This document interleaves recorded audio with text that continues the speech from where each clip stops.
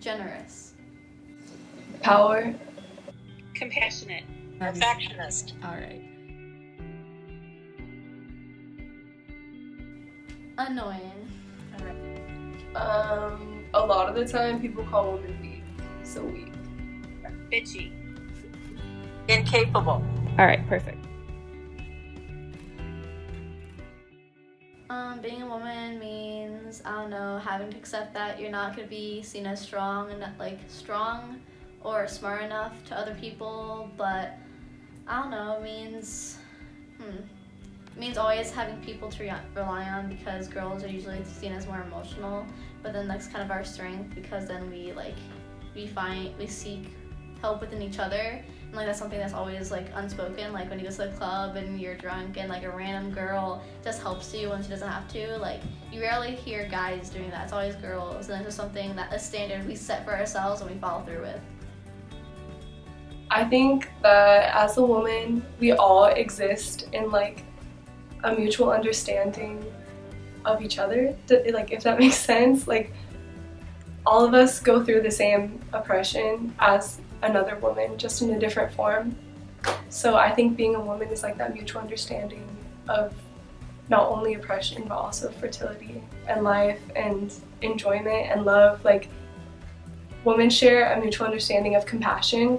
So I think being a woman is being a part of that understanding.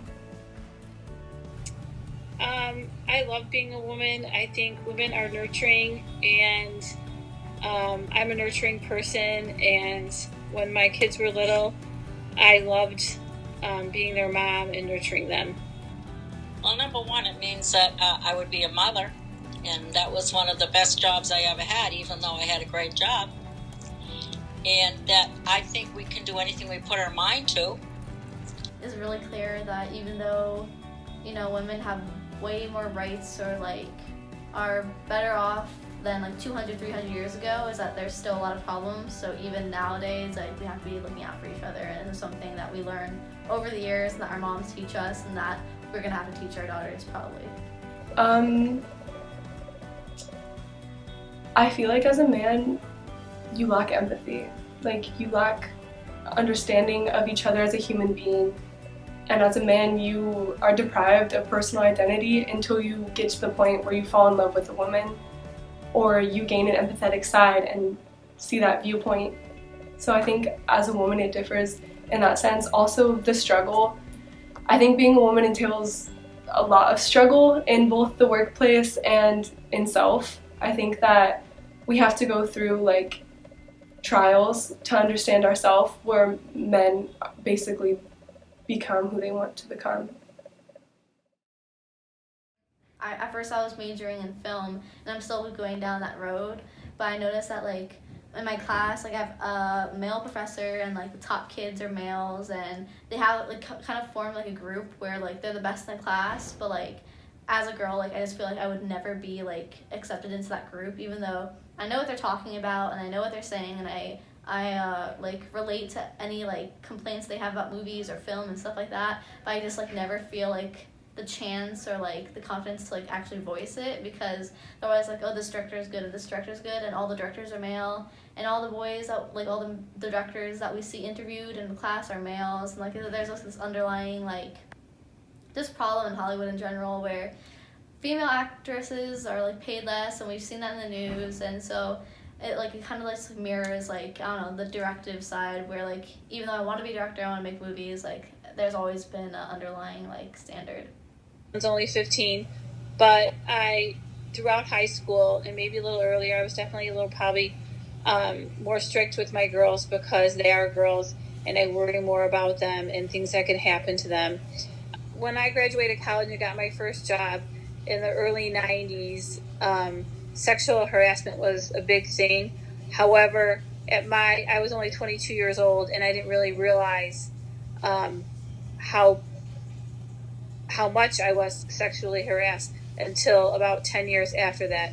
But there was one male coworker that would make rude comments or sexist comments to me and 3 other girls that were about my same age, and none of us did anything about it. But I did see a a blog on Facebook about it recently, and I know my friend is referring to this one male when she speaks of being sexually harassed in our advertising jobs.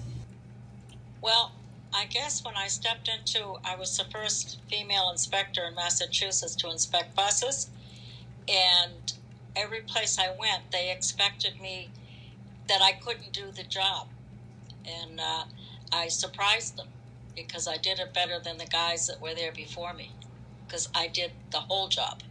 I don't know if you can understand that. Men would go into garages, and whatever the bus drivers would write up, they would use that as their inspection. When I showed up at the MBTA and they asked me what I was going to do, I said, you see all those buses that the drivers just drove back? Those are the ones I'll be inspecting. Dead silence. It wasn't hard for me to become the boss. In an essence, it was when I went to the registry, because I had 37 troopers, state police, that were doing school bus inspection, and I had to figure out what their problem was. And they weren't going to take orders from anybody else. And I just kept pushing it, you know what I mean? When I would say, they would give the bus companies a hard time, but I kept at it, and eventually I did win. I learned that they didn't know how to inspect a bus. So I would have people come in from breaks and what have you and do training, and they started to respect that. And it worked in the end. I never pretended I was smarter than them or anything. I just went along and did the job. For a couple of years, the state police were taken out of the registry, and we hired civilians right from the street. I did all the interviews, and I hired people right from the industry because I knew they would be able to understand the industry, but they had to learn the rules and regulations, and we had a great team. Girls on their way to school glance left, right, left, reach for their phones, keep heads down as the men in their vans go oi, oi, oi, all day long. The strangers on the street go croak, croak, croak. Show us your hair, give us a smile. And the boys on their phones go snap, snap, snap, all day long. The mums and the dads worry, don't wear that, don't go out, don't be late.